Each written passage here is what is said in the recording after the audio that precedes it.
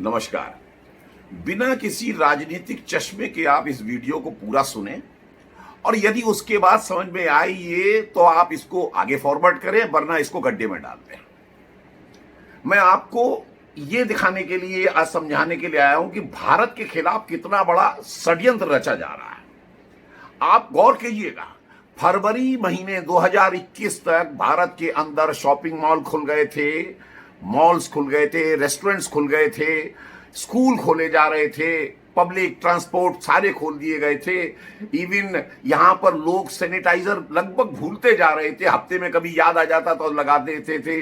Mask जो था वो लगभग प्रचलन में थोड़ा थोड़ा कम होता जा रहा था। मैं ये नहीं कह रहा खत्म हो रहा था, लेकिन कम होता जा रहा था। लोग में थोड़ा अलर्टनेस की जरूर कमी आ रही थी, मगर फिर भी सब सही चल रहा था। संक्रमण दर 1% के आसपास चल रही थी। लगभग देश अपनी गति से आगे बढ़ रहा था और हिंदुस्तान ने वैक्सीन बना ली थी और जिसने क्रांति कर दी थी। 87 कंट्री में हम लोग उसको एक्सपोर्ट करने लगे थे।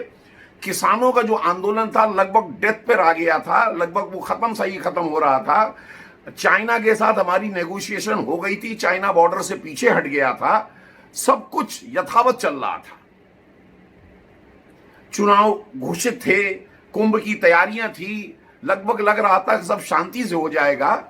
और मार्च के महीने में हम लोगों ने एक आर्म्स की बहुत बड़ी डील करी थी। साथ में यह भी प्लानिंग करी थी कि इस देश के अंदर हथियारों का खुद का निर्माण किया जाए, उसको एक्सपोर्ट किया जाए। मगर ये सब बातें जो हिंदुस्तान में इतना सब कुछ होने के बाद हिंदुस्तान की जीडीपी क्या रास्ता दिखाई देने लगा था, जीएसटी बढ़ने लगा था, लोगों को शायद इंटरनेशनल लॉबी को शायद समझ में नहीं आया, ऐसा मेरे को लगता है। क्योंकि अप्रैल में आप ध्यान दीजिएगा, 7 अप्रैल को इस देश में छत्तीसगढ़ में एक सीआरपीएफ के कैंप के सीआरपीएफ पर हमला होता है, उसमें कई जवान हमारे शहीद होते हैं। और 10 से 15 अप्रैल के बीच में एक भयानक कोरोना की वेव आती है और एकदम त्राहिमाम फैल जाता है। समझ में नहीं आता, जिस देश के अंदर करोड़ों लोगों की इम्यूनिटी बन चुकी हो, जिसके अंदर लोग सीरो सर्वे के अंदर आ चुका हो, वहां पर अचानक इस तरीके का रौद्र रूप के अंदर कोरोना आ जाता है, वो भी रातों रात। और वो कोरोना नेपाल को टच नहीं करता, पाकिस्तान को टच नहीं करता, बांग्लादेश को नहीं करता, श्रीलंका को नहीं करता, केवल हिंदुस्तान के लिए। और 20 तारीख को अप्रैल को पूरे इंटरनेशनल मीडिया यहां के इकट्ठा हो जाता है और वो देखता है, देखो ये हो रहा है, वो हो रहा है, लाशें हैं, फलाना है। फिर पाकिस्तान हमारे देश को ऑफर करने लगता है कि हम सहायता करें, बोलिए क्या चाहिए।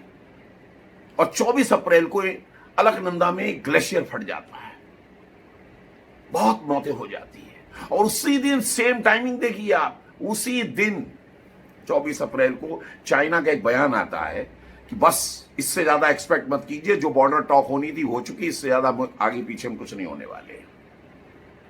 गौर करिए टाइमिंग और सब कुछ। इस बात को देखने के बाद ऐसा महसूस होता है कि ये वेव नहीं है, ये सच है।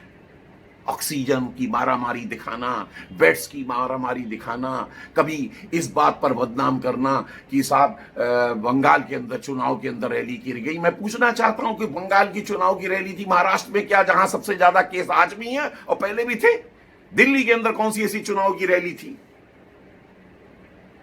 ये सब सोची समझी रणनीति काम कर रही है भारत सरकार के खिलाफ, इस देश के खिलाफ और नरेंद्र मोदी के खिलाफ। जिस तरह से ट्रंप को उनकी आर्म्स लॉबी ने, ऑयल लॉबी ने बाहर का रास्ता दिखाया, जॉर्ज फ्लॉयड के मुद्दे पर पूरा तूल दिया, बदनाम कर दिया, उसी तरीके से मोदी के लिए करना चाह रहे हैं, क्योंकि मोदी झुक नहीं रहा है।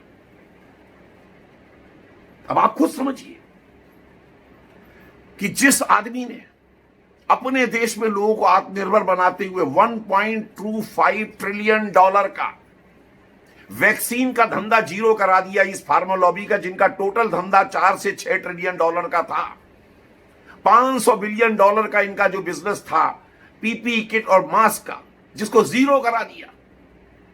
और जो सामने से आप ऑयल लॉबी ये देख रही है कि हिंदुस्तान 75,000 से 1 लाख चार्जिंग स्टेशंस बना रहा है जहां पर इलेक्ट्रिक वाहन चार्ज किए जाएंगे, तो उससे उसका कितना बड़ा बिजनेस खराब होने वाला है।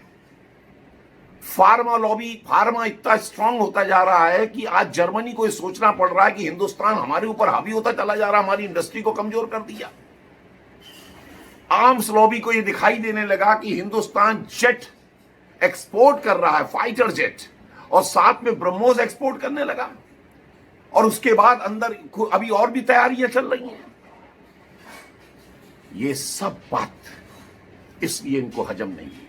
वरना आप खुद बताइए, क्या पाकिस्तान वाले, लंका वाले, या भूटान वाले, या नेपाल वाले का भौगोलिक वातावरण हमसे अलग है? खान पान हमसे अलग है? हमसे ज्यादा डिसिप्लिन्ड है? हमसे ज्यादा उनके पास साधन है? हमसे ज्यादा वो मास्क लगाते हैं? हमसे ज्यादा वो नियम पालन करते हैं? नहीं, ये आप भी जानते हैं। पहले मैं भी समझ रहा था कोई दूसरी वेव आई है। वेव नहीं है, ये बायोलॉजिकल वॉर है हिंदुस्तान के खिलाफ, बायोलॉजिकल वॉर। हिंदुस्तान को कमजोर करने के लिए, बदनाम करने के लिए, ताकि हिंदुस्तान जो है, जो तेजी से, गति से तरक्की कर रहा है, अगले साल 12% 14% का जो इनका एक्सपेक्टेशन आ रहा था कि जीडीपी आएगी, उसको तबाह करने का षड्यंत्र है। और ये षड्यंत्र तभी कामयाब हो सकता है जब नरेंद्र मोदी के नाम को जो है ध्वस्त कर दिया जाए, सिविल वॉर छेड़ दी जाए, मारा काटी करवा दी जाए। मुझे तो याद आ रहा, राहुल गांधी ने कहा था कि हम नरेंद्र मोदी की इमेज, जो इसकी खास इमेज है, उसको इतना कलंकित, इतना कमजोर कर देंगे कि लोग डंडे मारेंगे। और वो दिखाई देता है, कभी 10 लाख का सूट बना देते हैं, तो कभी और कुछ समझ में नहीं आता तो बोल देते हैं कि आवास क्यों बना रहा है, कभी बोल देते हैं कि राफेल में खा गया, कभी बोल देते हैं कि और कोई भ्रष्टाचार में लगा दिया। कुछ समझ में नहीं आ रहा, क्योंकि इसकी इमेज खत्म कर दोगे तो बाकी सब खत्म हो जाएगा। हिंदुस्तान जैसा पहले था वैसा आ जाएगा। भ्रष्टाचार, दुनिया भर की जो चीजें चला करती थी, उसी तरीके से पहुंच जाएगा। अब आपको जनता तय आपको करना है। इस सब सुनने के बाद करना क्या चाहते हैं? इस देश को आर्थिक गुलामी, जैसा ये देश चल रहा था कि हम सबके ऊपर हाथ जोड़ के खड़े होते थे कि हमें वैक्सीन दे दो, हमें दवाई दे दो, हमें हथियार दे दो, वैसा, या आज पूरे विश्व के अंदर हिंदुस्तान की जो आवाज सुनी जाती है वो विश्व गुरु, वैसा देखना चाहते हैं आप?